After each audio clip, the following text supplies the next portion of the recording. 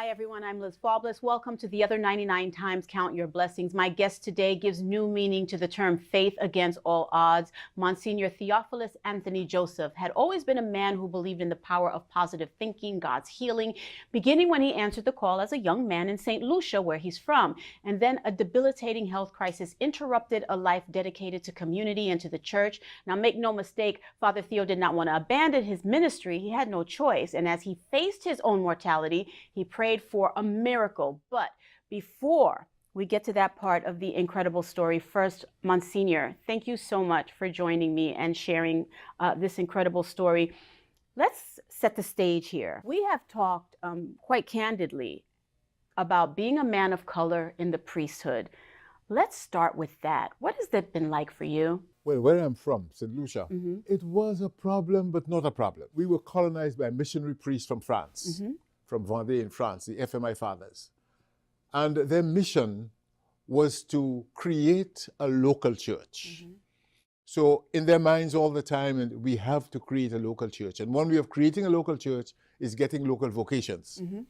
The first FMI bishop, Bishop Gachet, that was his mission. So he brought a few young men together and they met at his house every Wednesday. They prayed and they talked about the priesthood. So this went on and went on and went on, and gradually the old French priests started getting older and older, and the young St. Lucians started joining the religious community. So they had to go over to France, do the novitiate and so on in the hope of coming back. In France, one or two of them got ill because of the weather. We're not used to all that cold. Sure. So they came back and they became diocesan priests. That's the first time we heard of the seminary of St. John Vianney and the Martyrs of Uganda in Trinidad. So they went to Trinidad and they came back to St. Lucia as St. Lucian priests. Okay. So now for the first time we're having our own color as priests in our own country.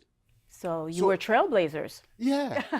No, well, the guys, I wasn't, some of the guys were the trailblazers. I followed after them, in fact. One of them who's still alive, and you know, I'm praying for him. He's lost his sight now. He's retired. And he came to our high school one day. Now, of course, our high school is Catholic. St. Lucia was 90% Catholic at that time. It's now 66%, I understand it has gone down.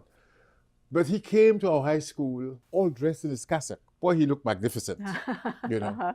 I've never seen a priest look so good in a cassock. The FMIs had, you know, they didn't fuss about looking good, but this guy fussed about looking good.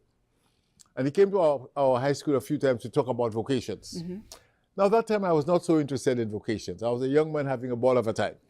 You know, I wasn't interested in vocations, priests. To me, the priesthood was a very boring thing. Sure. You know. And then one day as I was passing, you know, I saw him, we looked at each other, and he waved me. What are you waving me for? You know, I don't know him from Thy Kingdom Come. By the next time we were talking, by the third time I wanted to be a priest too. Wow. You know? Oh my goodness. I He mean, was very convincing, obviously. Well, he didn't tell me to become a priest. That's the trouble. I just saw the guy, and I was so impressed with him, you know? Okay, so you accept the vocation, you answer the call, you become a priest. From St. Lucia, let's fast forward now. You're in Brooklyn. You're with us. You're in the diocese. Right. A man of God, a man of commitment, a man of community. When did you realize that you were also a man that was very sick? Boy, that's a hard question. I don't belong to the Diocese of Brooklyn. Okay. They have not accepted me at this stage. I still belong to the Archdiocese of Castries. I came to Brooklyn actually to take my doctoral dissertation and to make it into a book. My dissertation was on family life in St. Lucia. And my Edith Clark from Jamaica, who wrote a book, My Mother Who Fathered Me, was my inspiration to write my dissertation. So I came here to take the aspects of my dissertation and to make it into book form. Okay. So that the people of St. Lucia would kind of would have a new vision of their lives and of our lives and so on. So that's what I came to do. But the interesting thing is, as I prayed about it, God never told me not to come. He said, come. He made everything possible for me to come. He ordered your steps. Yeah. And then I was working at St. Matthew with Father Andy Sutsieri, nice guy. And the first thing that happened to me, all of a sudden one morning after Mass, I had no vision in my right eye. You know, I couldn't understand what was happening. So I called an ophthalmologist. I went to an ophthalmologist. And then he shocked me. He says, You have to go to a retinal specialist right away. You have a giant tear in the retina. What am I doing with a giant tear in my retina? I just came to write. So I went to the retinal specialist, and the next day I was on the operating table trying to patch the retina. Tear. He said it was a giant tear. He'd never seen a tear so big, and he doesn't know what caused it. Okay. So that was one setback. I stayed and I prayed about it. You know, to me it was fascinating, because as the doctors were talking, I began to understand more about the biology of the eye that I never thought of. To me, you see, you know. And all the medications you had to take, everything. And, you know, Father Andy, I couldn't put the drops myself. That was a problem. That was an As issue as the drop well. was falling all over the place. So you have this challenge, Monsignor, and several other challenges to follow. Then one day you realize your kidneys are shutting down. Yeah. Can you believe that? I cannot believe that. What do you do? What goes through your mind? You literally need a kidney or you will die. Right. And you began planning your own funeral at some point. Yes, I did, yes. Tell me about that part of your life. No, you see, when my kidney was gone, and the doctor said, well, there's nothing he can do, everything is pointing in the direction of I'll have to go on dialysis or need a kidney transplant. Sure.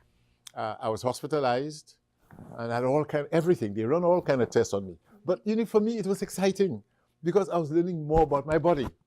So you were able, in full kidney shutdown, to find aspects of it that still inspired you and encouraged you. Oh, yes. And I had a fantastic doctor, too. Okay. You know, he was really, really, really good. He was very positive. And even sometimes when he came in the room and I looked depressed, he says, what's depressing you? You know, you're doing all right. I never realized I was depressed. I was depressed. But you didn't realize that. I didn't realize that. I was having such a ball of a time thinking about all the beautiful things that the body can do. You know, how God made this body and how, you know, it is really, really interesting. You tell a wonderful story, Monsignor. You needed a miracle, and you knew you needed a miracle at the time. Yes. Servant of God, Monsignor Bernard Quinn, founder my friend. of St. Peter Claver Parish. Tell me why this man of God is so important in your life. Oh, boy. You see, in 1972, when we'd started a program for people in the diaconate program who were transient deacons.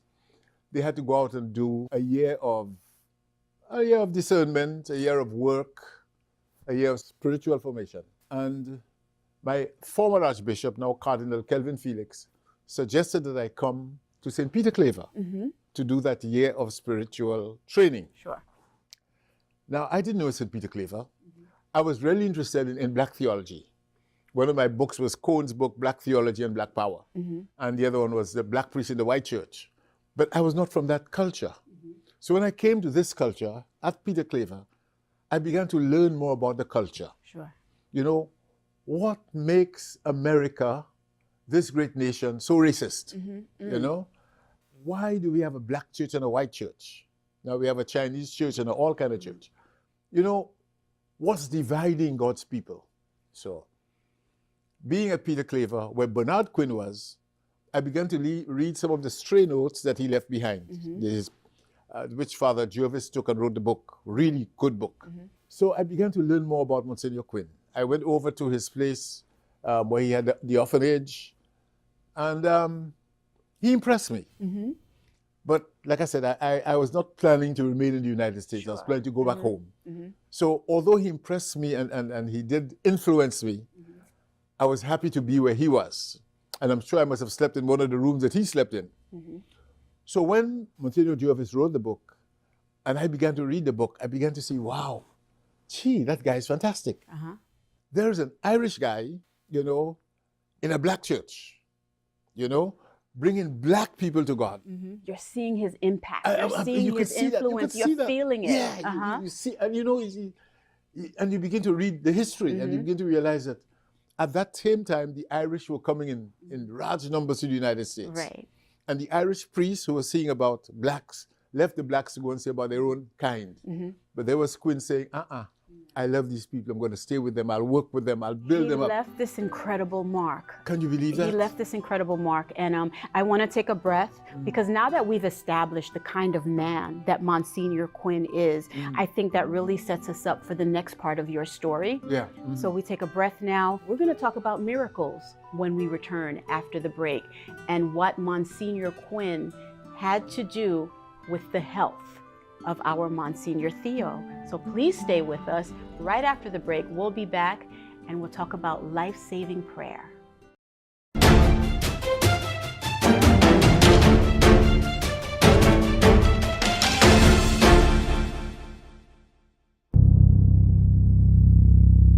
Welcome back to the other 99 times Count Your Blessings. I have been sitting here listening to the fascinating life so far of Monsignor Theo. When we left, we were talking about Monsignor Bernard Quinn and his inspiration and his impact, not just on the church, but on the community.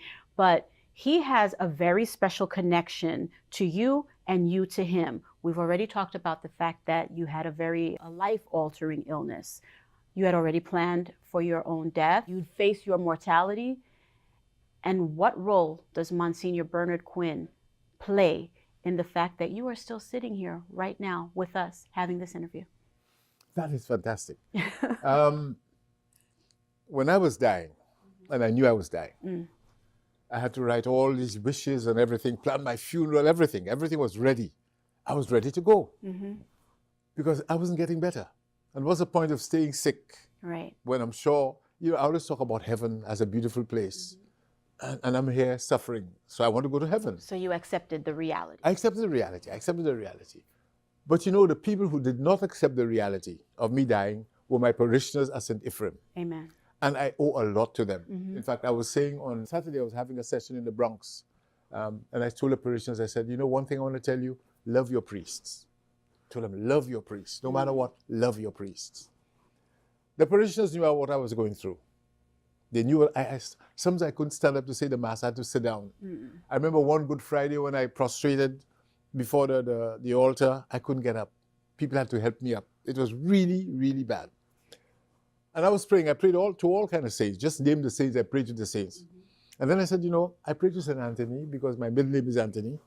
And my godmother had a devotion to St. Anthony since I was born. But then I said, in the parish I'm in, a lot of people love St. Anthony. It's a very Italian parish. A lot of people love St. Anthony. So I said, St. Anthony must be stressed out.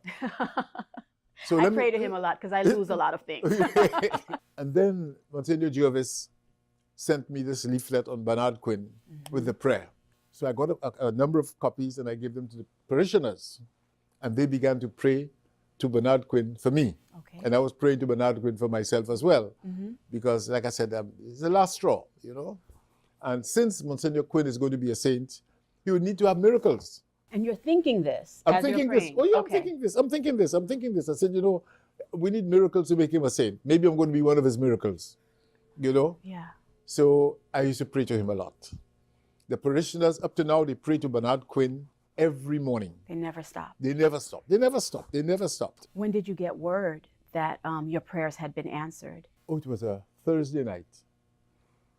Well, I wasn't too sure the prayers were answered. I wasn't too sure. We have a healing mass at St. Ephraim on every fourth Thursday of every fourth month. So we had the mass, and at that time I was down, completely down. I think I was depressed and oppressed, suppressed, repressed, just name it. Were you asking God why? Were you questioning, or was it just your own physical? My own physical. Like I said, I was ready to go. So I wasn't asking why I was ready to go. Yeah. But my own physical.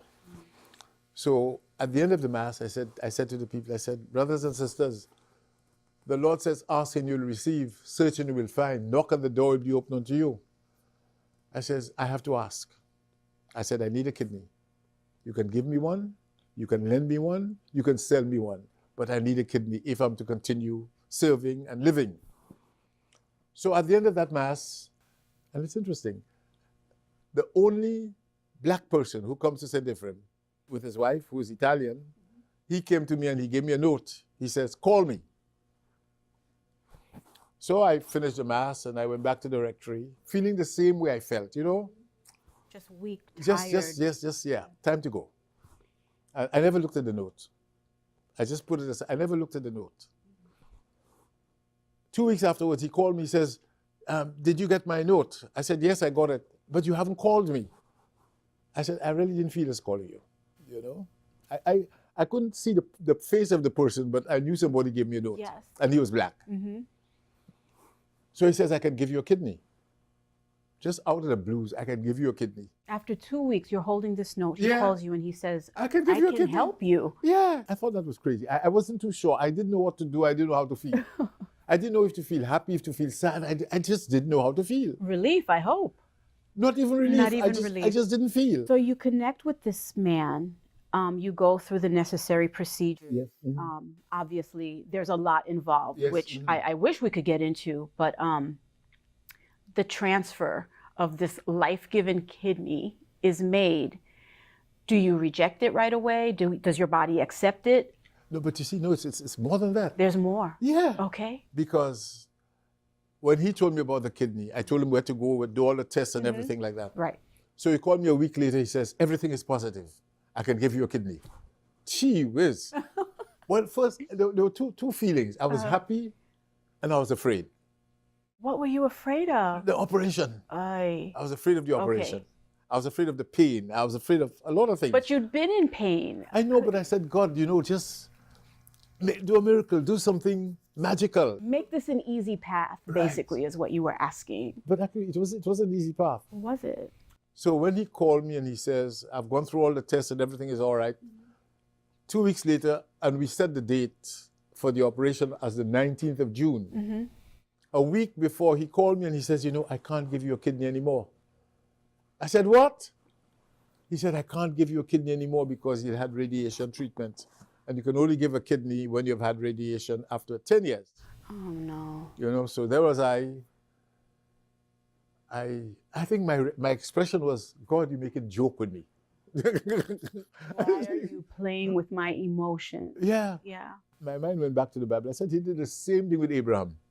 He said, Abraham, I give you a son. You always wanted a son. And then he said to Abraham, take your son, your only son, Isaac, whom you love, and sacrifice him. Back to the faith. Yeah. Back to the faith. Yeah. Oh, but that's what I have to hold on. I can hold on to nothing else. And so while he was talking and I was thinking of all these places in Scripture where God was making real joke with people, somebody said in the background, I'll give him one. I'll give him one. I said, did I hear that? Mm-hmm. I hope you heard this one right away. Yeah, no, he said that was my wife. I had a few. Now, the wife I knew, she was Italian. She was white. How could a white woman give me a kidney? I said our blood types would not be the same, because in my mind, only black people had O positive blood. Right. It's what you knew. It's what you understood. Yeah. Sure. And then she promised to give me a kidney. She went for the test herself. Mm-hmm. I mean, I've never seen tissue matched, blood matched. Even the cord that connected her kidney to the rest of my body was the right length. Oh my gosh. And I'd never seen something like that. First of all, I didn't know how to take it. Goodness gracious, I didn't know how to take it.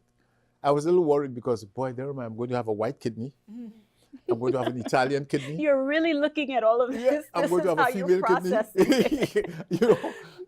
And so I went down with the rest of the priests and the rector, and I was joking about that. Mm-hmm. I said, be careful, because I'm going to have an Italian kidney, and she's from Calabria, I think.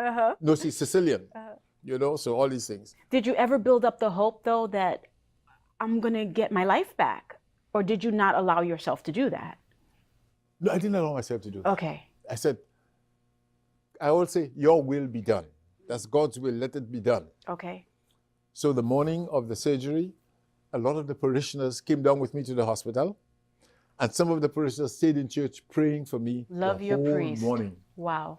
It's really something else. Love your priest. I've never seen a parish where they have so much love for their priest. I mean, I've worked in a number of parishes. I've been a priest for over 40 years, and but I've never seen that kind of... Would you say those were your 99s? Would you say those were the moments where you knew life was rough, but you look around and you're like, this is amazing? I still say These that. are the positives. I still say that. It's amazing. It is amazing. That's why I told the parishioners at St. Helena's Church in the Bronx, love your priests. Oh. Because that's what keeps us together. If a priest is in a parish where he does not feel loved, he cannot give all that he has to give and that he can give. But not just priests, people in general, humanity. Yes, humanity. You need that love, that affection, that nurturing, and that support. And you got it in spades. I just got it. In fact, before the surgery, the donor and myself were side by side. We were chatting and giving jokes. I was giving her jokes. And, because you seem like a jokester, Father. No, she's a little puny Italian. A tiny thing. Yeah. I couldn't understand how her little kidney could fit in my big body. So that was he makes it work. Yeah. So we were having a big joke about that. And then they took her in. And then about half an hour later, they took me in. And then 4.5 hours later, I was up. And she was in the room opposite me, you know? So, and she was there with her husband. And then I prayed. I just said, you know, God, I thank you for that. And I said, Lord, let my body not reject the kidney. Amen. But let the kidney be part of me, you know? And she is part of me now. Sure. You know, I still see her. You still talk to her. She's at Mass every day. Oh. Yeah. And the husband is at Mass every weekend because of his work. And that connection is what? What is that like to look out into the pews and see the person who saved your life? Oh, but that's good. I feel good, you know. I say, wow, you know, I'm out of nowhere. I'm all the way from the Caribbean. I'm all the way from the warm weather. And there's this little lady. This little Italian lady. Who gave me a kidney. Because of her, I'm alive. And you're sitting here right now. Yeah. Oh, yes. Through the prayers and through the generosity of people. And I appreciate so much that you were able to find laughter. Yeah. Oh, yes. Oh, yes. You were able to find the humor in it, but you were able to keep the faith. Yep. I want so much more to talk about this. We'll come back after this break because I want your final thoughts on your experience and just some words of wisdom and encouragement for people who may be going through the same thing. He's taken us on such a ride. I'm jumping out of my skin with excitement about this story, and it probably gets a little bit better because he's going to offer some words to maybe help you pick yourself up and realize you have parishioners in the pews, if you will, that are going to encourage you and support you. So please stay with us. The Other 99 Times, Count Your Blessings after the break.